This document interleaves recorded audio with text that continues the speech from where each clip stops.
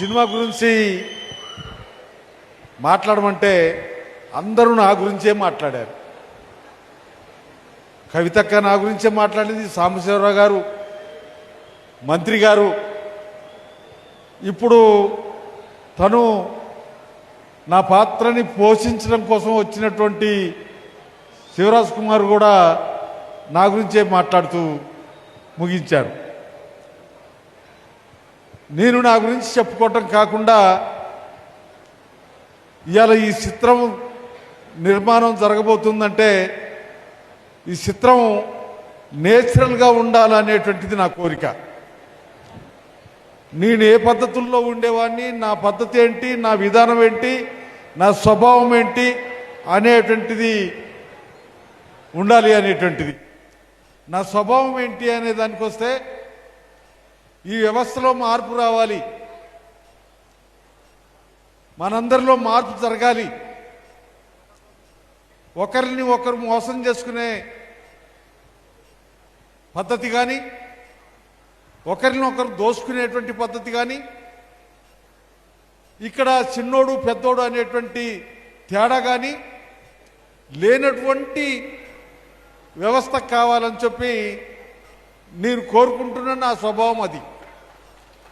ఇప్పటిదాకా దేశంలో, రాష్ట్రంలో, ఉమ్మడి రాష్ట్రంలో పేదోళ్ళకి ఏం కావాలి, వాళ్ళకి కావాల్సినటువంటి వాటి కోసం ఏం చేయాలి, ఆ చేతలు చర్యలు ఎట్లుండాలి అనేటువంటి పద్ధతుల్లో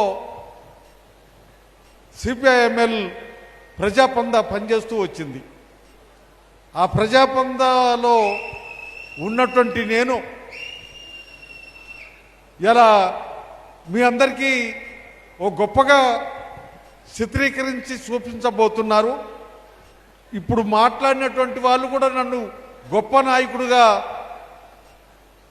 మాట్లాడారు. నేను గొప్ప నాయకుని కాదు అని నేను అనుకుంటున్నా. సామాన్యుల్లో సామాన్యుని, సామాన్య ప్రజల కోసం ఆ ప్రజల్లో ఉండి ఆలోచిస్తున్నటువంటి వాడిని, అట్లా నన్ను చూడాలనేటువంటిది నా భావన.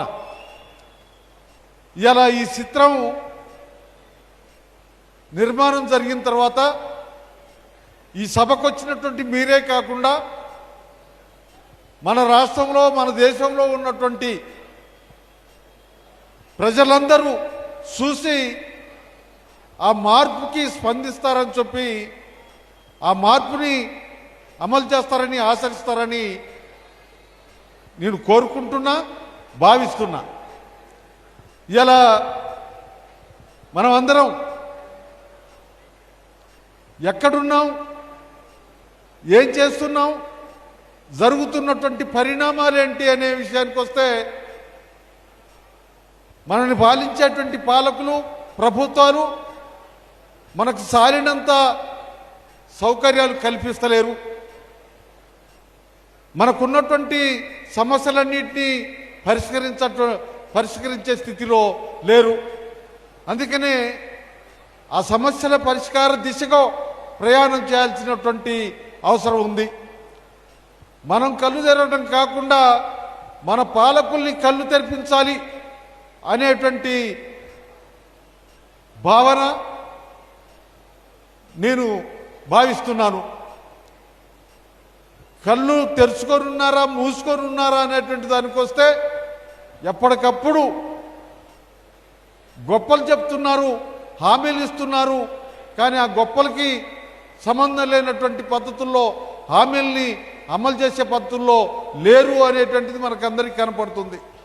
అందుకని ఈ సినిమా, ఈ పిక్చరు, ఈ చిత్రం దాన్ని చూపేబోతుంది అని నేను భావిస్తున్నా.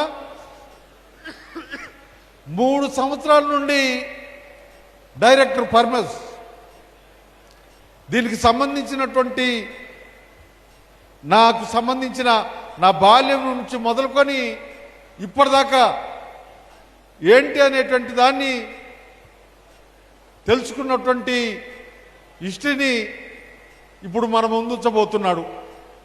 ఏదైతే మొత్తానికి ఈ చిత్రం నిర్మాణం జరగాలన్నా దానికి కావాల్సినటువంటి గ్రౌండు, దానికి కావాల్సినటువంటి యంత్రాంగం ఎన్ని అవసరం.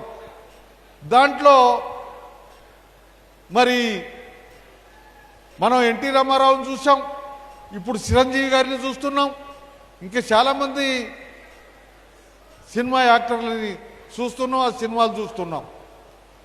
అటువంటి యాక్టర్గా ఉన్నటువంటి శివరాజ్ కుమార్ గారు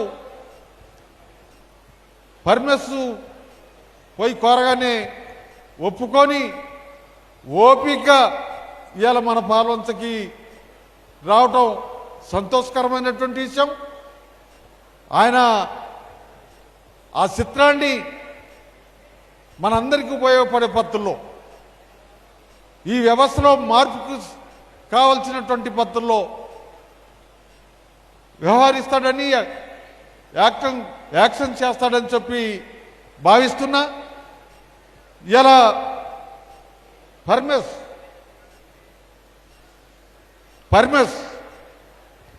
చాలా రిస్క్ తీసుకున్నాడు. ఆయన తీసుకున్నటువంటి రిస్క్ని ఇక్కడ మన పాల్వంచలో ఉన్నటువంటి సురేష్ రెడ్డి గారిని కూడా దింపాడు. మొత్తానికి సురేష్ రెడ్డి గారు, పరమేశు, శివరాజ్ కుమార్ గారు వీళ్ళు మన ముందున్నారు. ఇప్పుడు మన ముందుకి రాబోతున్నారు. మన ముందుకి వచ్చేటువంటి చిత్రం